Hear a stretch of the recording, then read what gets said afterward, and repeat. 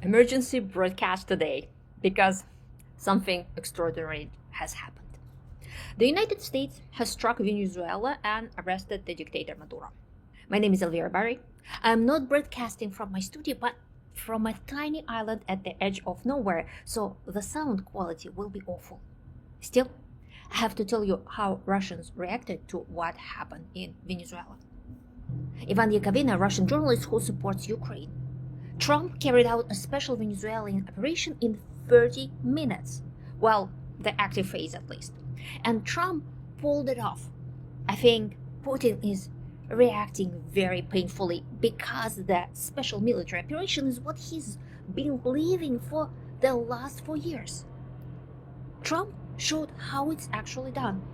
I've just been reading Z channels on Telegram. They are practically oozing rage and envy. They are intensely jealous of the Americans for pulling this operation off without losing a single person, while the Russian army has been bleeding for 4 years straight. This is a vivid, living demonstration that Vladimir Putin is an utterly inept military leader. Incompetent, talentless, incapable of conducting or planning any serious operations. Simply put, Putin is in the wrong place, a bad commander, and a bad president.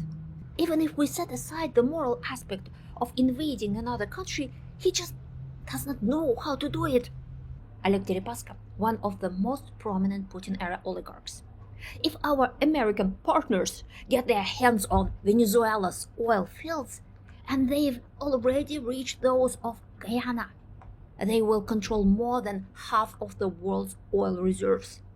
And apparently, their plan is to make sure the price of our oil doesn't rise above $50 a barrel. Margarita Simonyan, one of the chief propagandists, wrote briefly on Telegram, "We are jealous." Yegor Holmogorov, nationalist and politician. Now either Russia quickly takes out Zelensky or we are really entering a season of Trump-sanctioned hunting for Putin. Dmitry Medvedev, former president of the Russian Federation. Maximum strengthening, guaranteeing that the country will be reliably protected. Only the nuclear arsenal. Long live nuclear weapons. Nizagor, one of the largest pro-Kremlin bloggers for the thinking audience. The text is long but extremely revealing. The US force operation in Venezuela, which ended with the change of power and the detention of Nicolas Maduro, deals a serious blow to the Kremlin's reputation, given that Moscow is losing yet another significant ally in Latin America. First, the overthrow of the Maduro regime sharply reduces Moscow's room for maneuver in influencing the situation in Latin America. Venezuela was seen as one of the key strongholds of Russia's presence in the region and as support for Cuba and Nicaragua. The loss of this direction is perceived as a geopolitical defeat, the probability of which had already been assessed as high.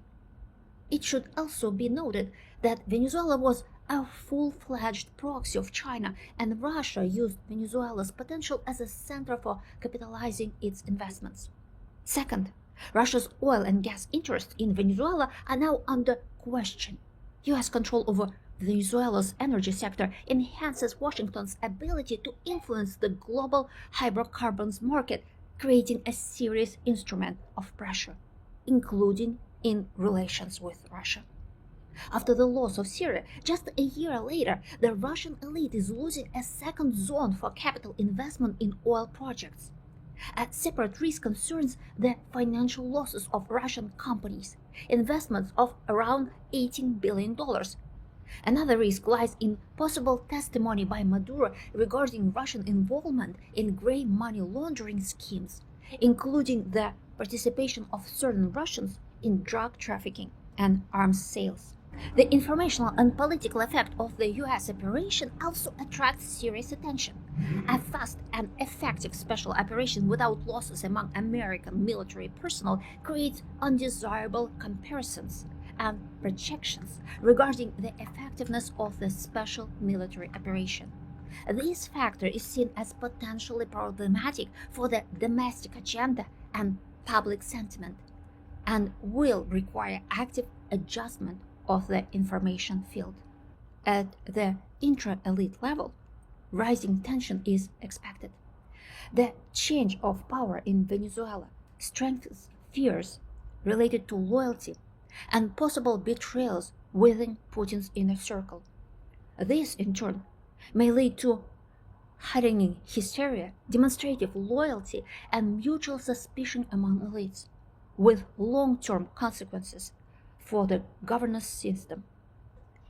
Finally, yet another refusal to support a strategic ally, following the cases of Armenia, Iran, and Syria, confirms Moscow's lack of real capacity to actively help its allies.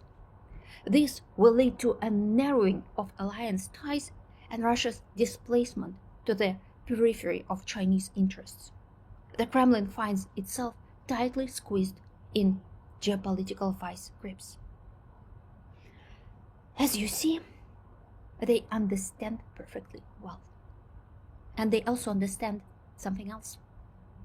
If it comes to that, no one will stand up for Putin. That's why they are afraid.